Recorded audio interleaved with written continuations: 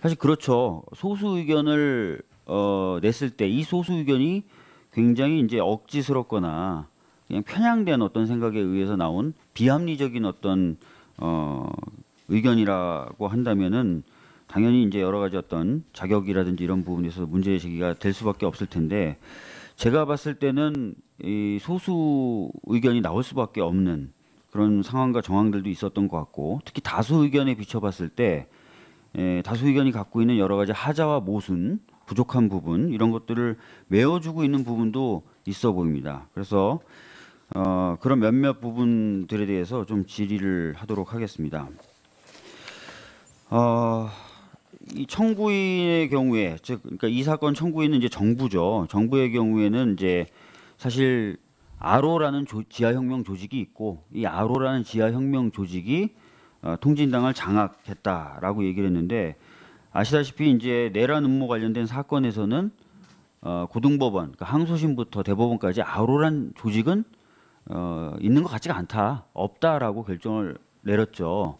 그리고 내란을 음모했다까지는 볼 수 없고 이석기 등 몇몇 사람이 내란과 관련된 선동은 한 것 같다라고 인정이 된 겁니다.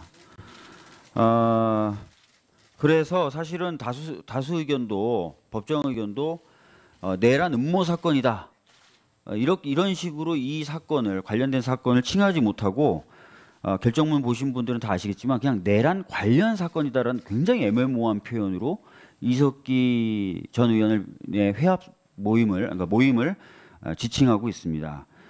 그러면서 또 다수 의견이 지목하고 있는 이 주도 세력, 피청구인 주도 세력이라고 부르는 한 130여 명의 그런 세력들에 대해서 다수 법정 의견이 몇 가지 정의를 하는데 제가 봤을 때는 그 정의 자체에도 좀 오류들이 다소 발견되고 있는 것 같습니다. 먼저 다수 의견의 경우에는 이 주도 세력의 한 분파로 전국연합의 몇몇 지역 조직을 열거하고 있는데 그 중에 하나로 이제 부산 울산 연합이라는 조직명을 써요.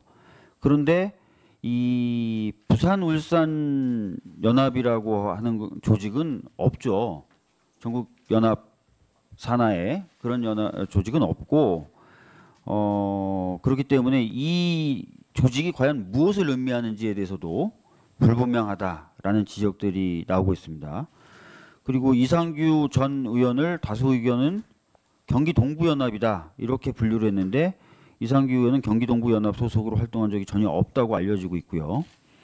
또 실천연대 구성원인 최한욱, 류옥진 같은 경우 민주노동당 내외에서 여러 가지 그 활동을 했던 대표적인 인물이다라고 칭했지만 실질적으로 이 두 인물은 민주노동당 또 통진당에서 당직을 맡는 등의 활동을 한 바가 없는 것으로 또 알려져 있습니다.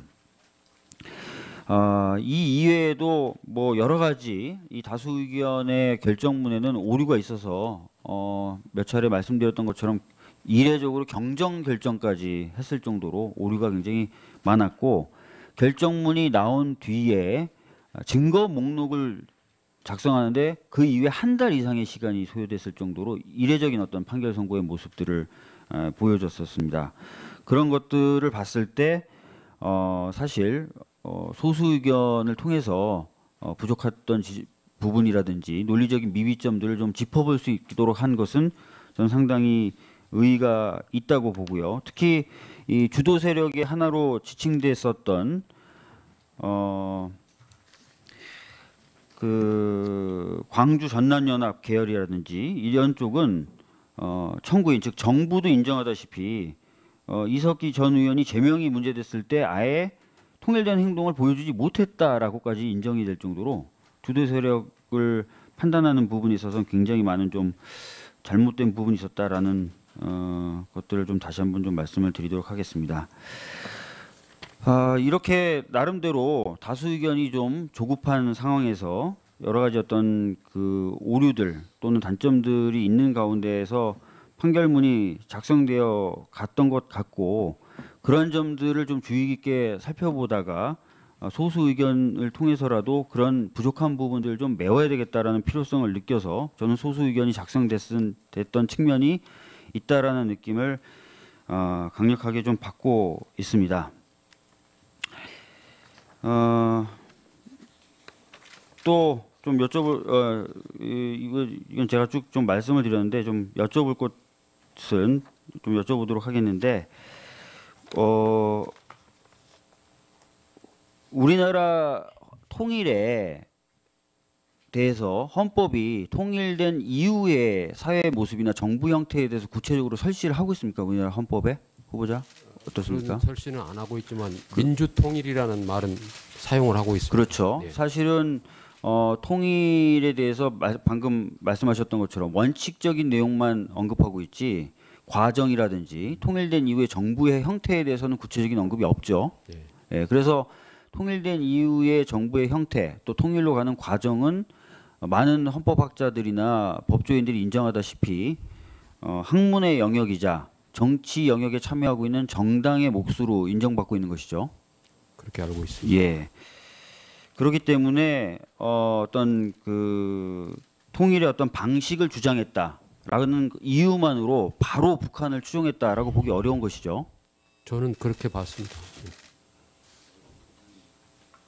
네, 박주민 의원님 수고하셨습니다.